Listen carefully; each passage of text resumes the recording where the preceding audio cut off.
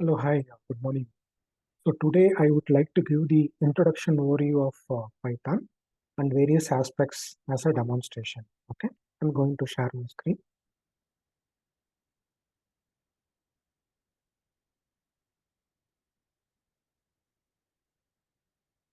Okay, uh, hope my screen is visible.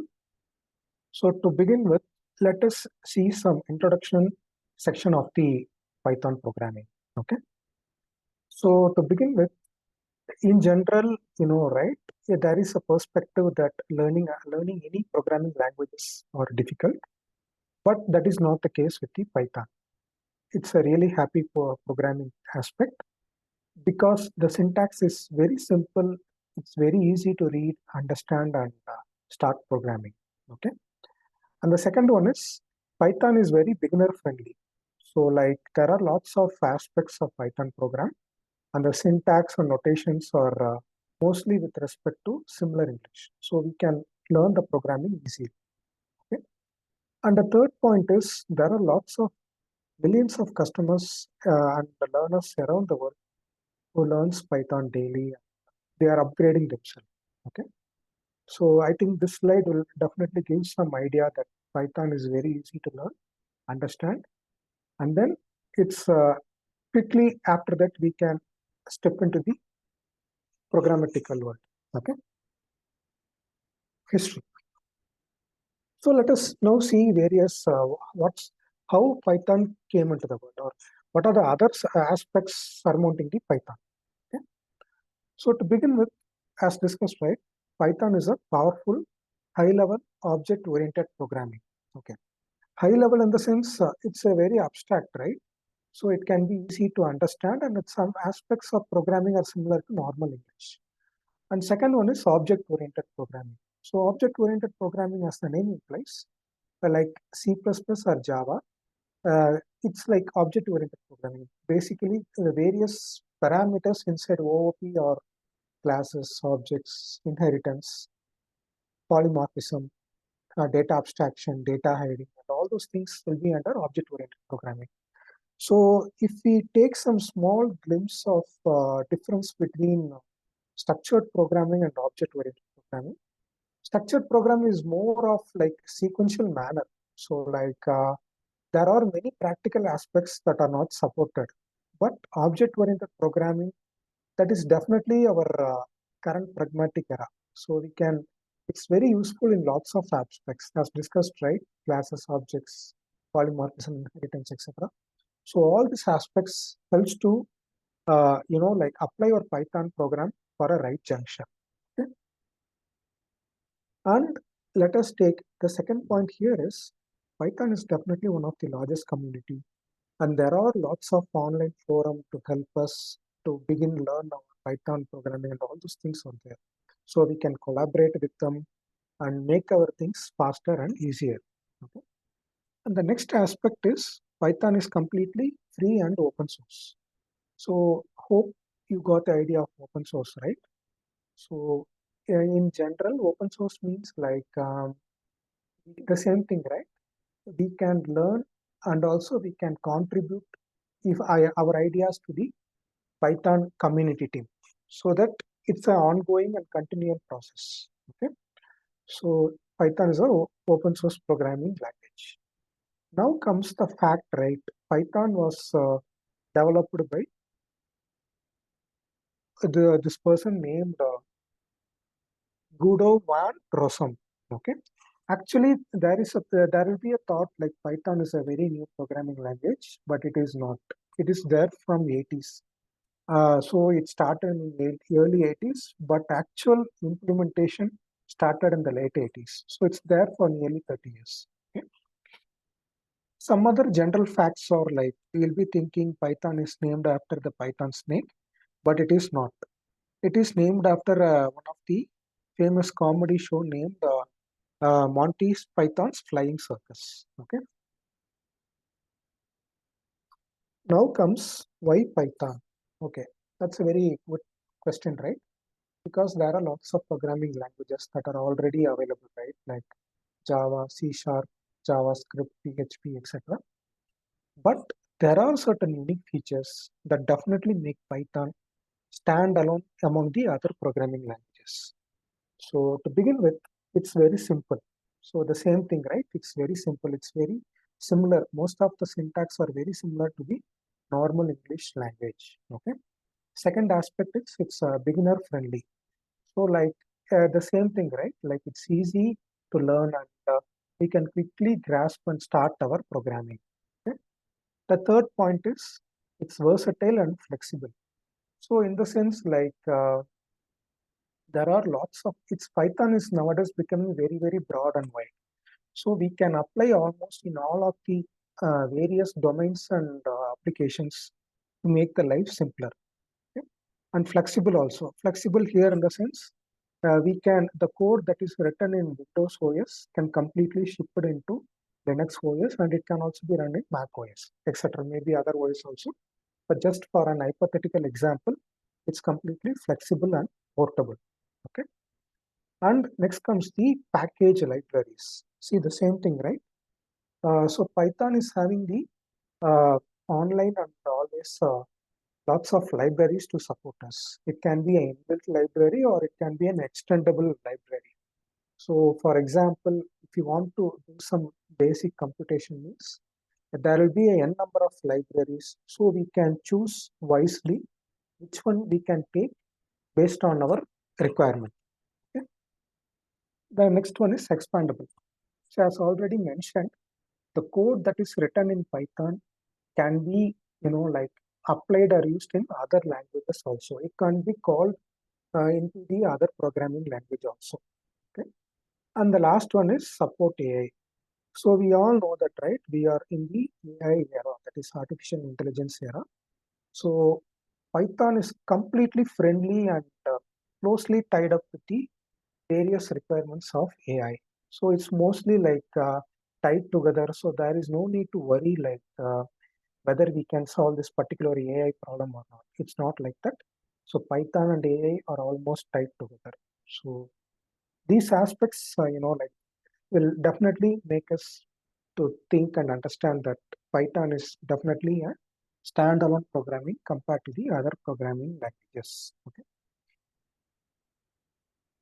Now just have a view of evolution of Python programming.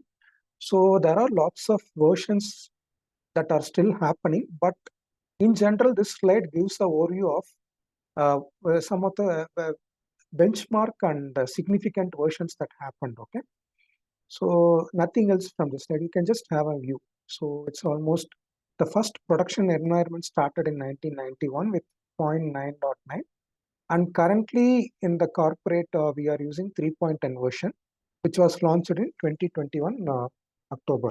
Okay. This slide gives the glimpse of top programming languages in the last 3 years. That means 2020 to 2022. So we can see here, right? Python is continuously rated top among the world's famous programming languages among various experts. Okay, so it's almost like one. Third or fifth rank in the. It's rated top in the last 3 years. Okay. Excuse me. So along with Python, we can see right, JavaScript, HTML, SQL, Java, C# are also there. But again, Python, it's having its own unique features and its pace is always fixed and consistent in recent years. So this will definitely give a glimpse that Python is the right choice for programming. Okay. Now let us have another overview and another perspective of Python. Okay. So as of now, we have seen some general perspectives. So this one, it's a bit semi-technical, we can tell. So the first one is interactive. So interactive, as the name implies, see if we are running a Python script it helps us to dynamically type also. So in the sense, we can modify or make changes even though the code is running, so that it's basically dynamic in nature. So that is why interactive is achieved in Python. The second one is interpreter. So this is one of the core programming concept, compiler and interpreter. So Python is basically interpreter-based programming language. We can see that in the coming slide. Okay. Next one is object-oriented programming. So we have already seen here, right?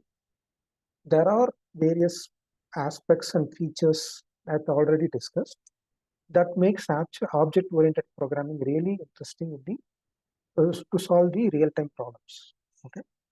And the last one is high-level programming language. The same thing, right? The syntax in Python are similar and abstract in nature, so that like we can quickly grasp and start programming. Okay. So as discussed here, compiler versus interpreter is one of the key concept in programming languages. So in general, compiler, what it will do is whatever source code that is there. For example, in Java, right? Hello.java is a file, Java file that is written in Java programming. Okay.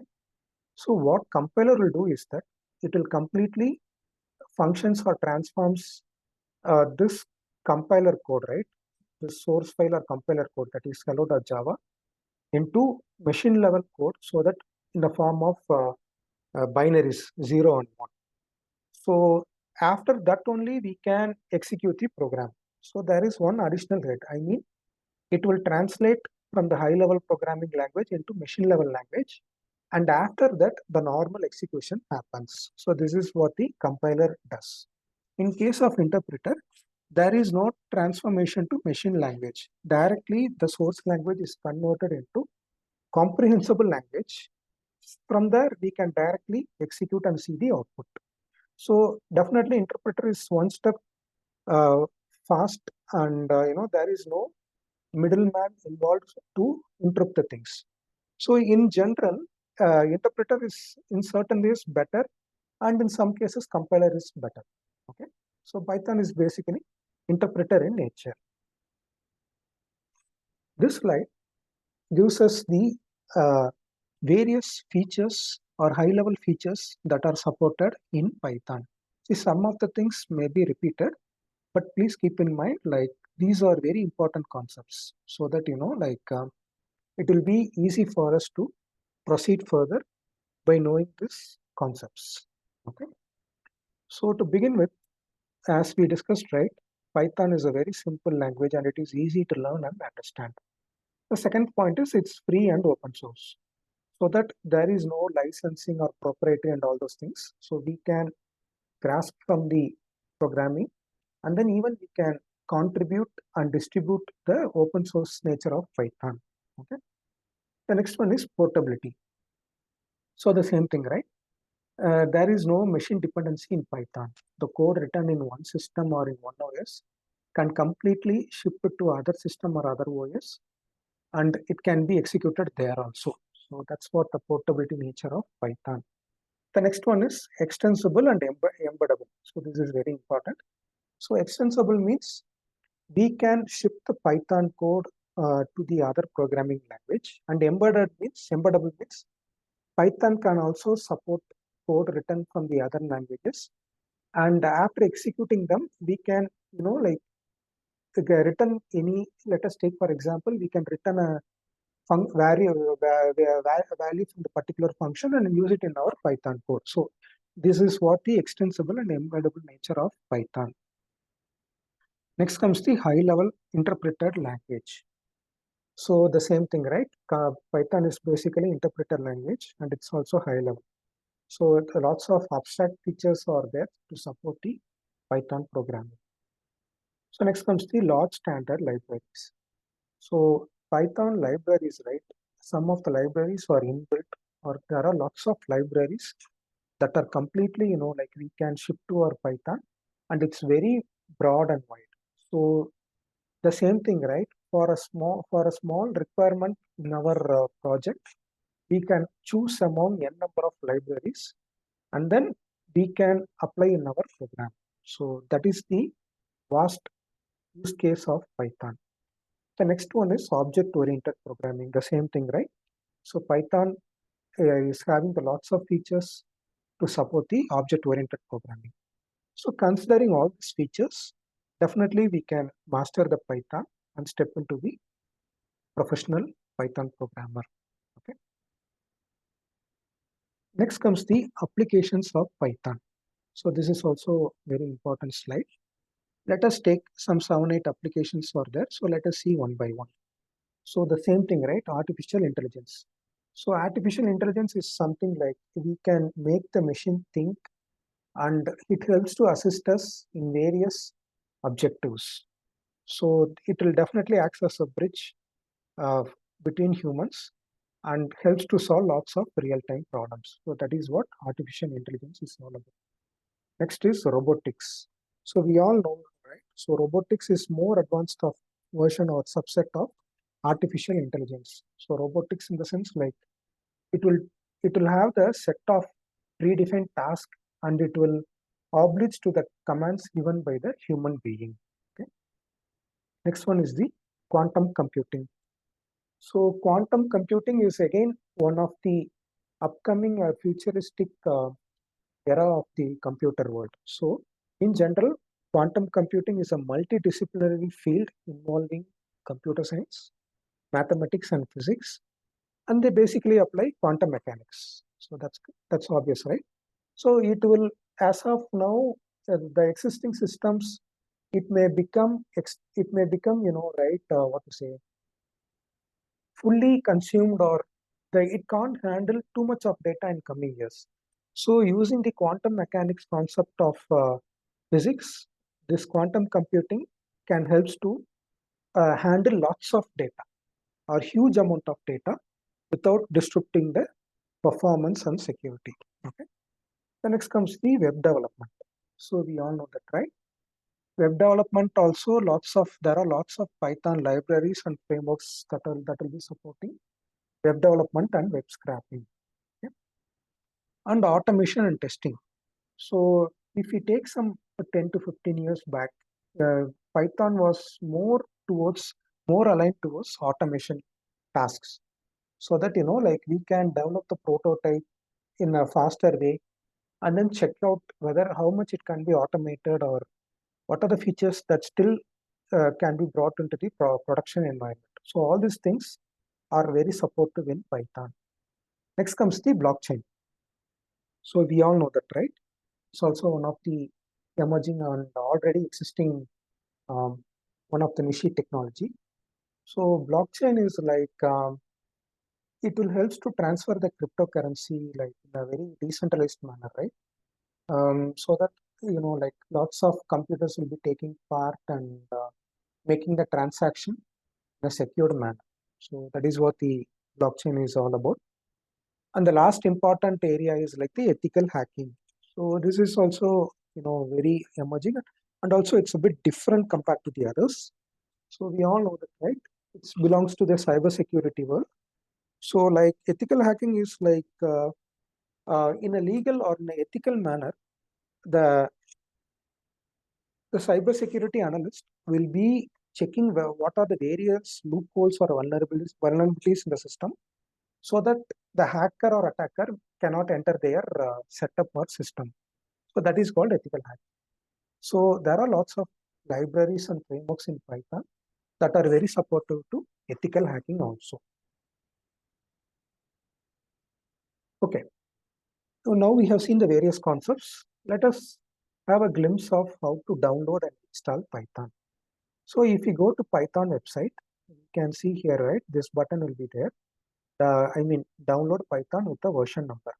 So you can automatically click this button and it will be downloaded in your local setup. So after that, we can double click the same and then we can pursue with the installation process. So we'll be getting the screen, and after that, once it's done, this pop-up message will be getting saying that setup was successful. So this is what the download and installation of Python. Next comes the various integrated development environment of Python. So at least in recent times, these 6 IDEs are very famous or widely used. Okay. So PyCharm is developed by the company named JetBrains. It's very emerging. It's one of the highly used environment nowadays. So actually, they are having both commercial and free version of setup.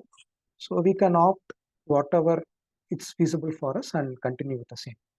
And even Microsoft Visual Studio, even though Microsoft Visual Studio is having support for other programming languages. Nowadays, Python is also available.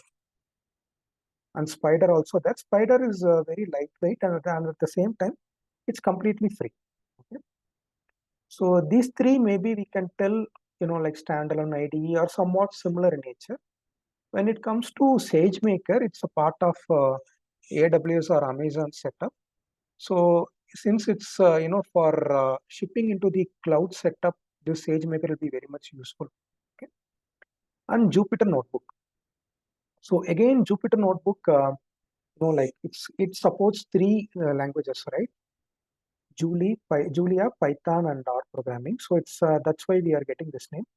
So it's like it's very good to start, especially to understand the concepts, because like we can write a small snippets of program, execute it, and we can have a glimpse of result immediately. So all these things makes Jupyter Notebook one of the good IDE to start with. And databases are also there. So this is also in sometimes right. Similar to, since it works in the cloud setup, it may be useful for that particular requirement.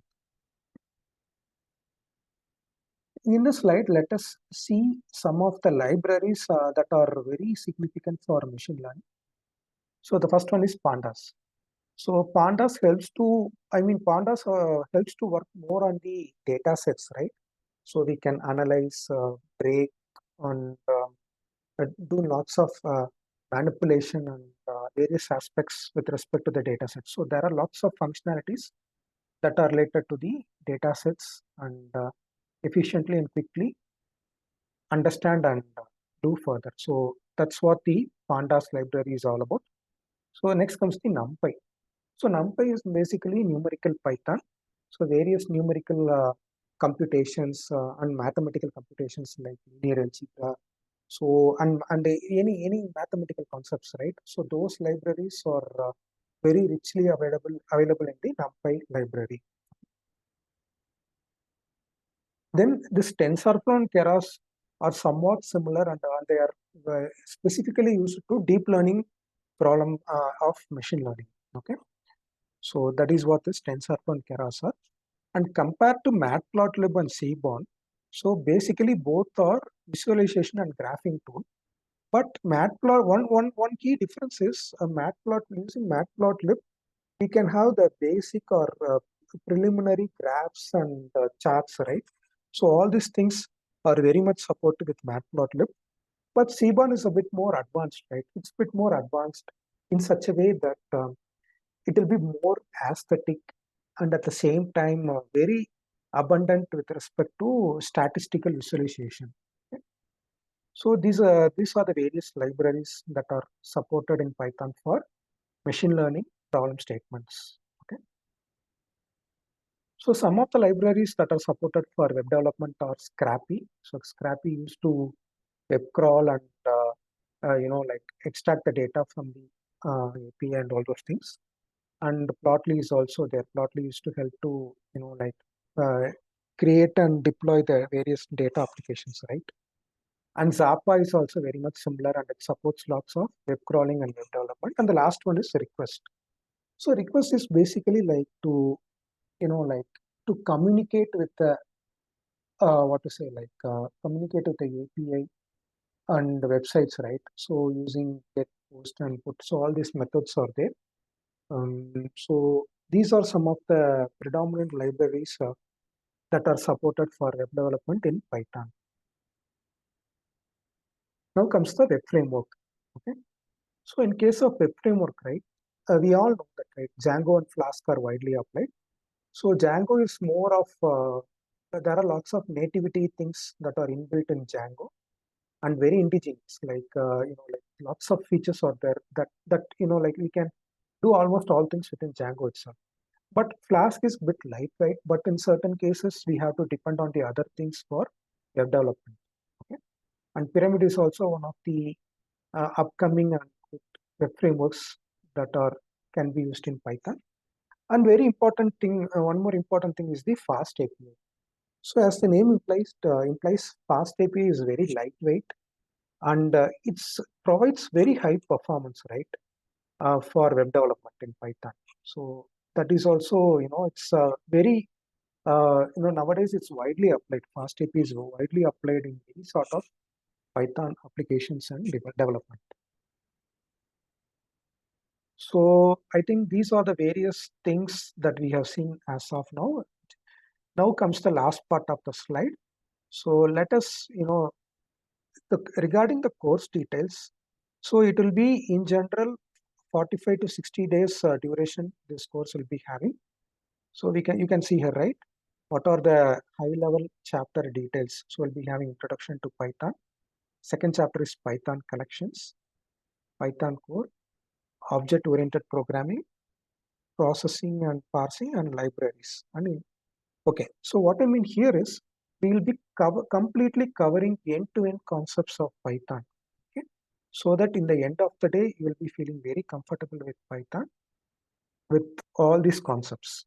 And in between, once the chapter is over, you can see there, right? There will be lots of practice program sessions, so that I'll be providing various, like real-time uh, programs or projects, small projects or programs that are very, very much aligned with the real-time world. Okay, and yeah, apart from that, there are 3 case studies or projects that are more aligned towards the real-time project. Okay, all these things makes us to be very strong in Python. It will keep you motivated, and your objective will be clearly satisfied while completing the course.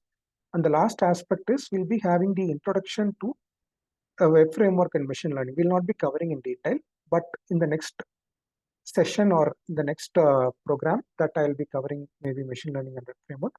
But in this Python programming course, we'll be having the introduction section.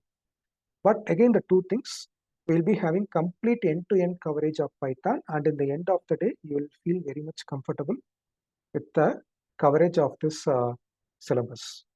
Okay, thank you for joining.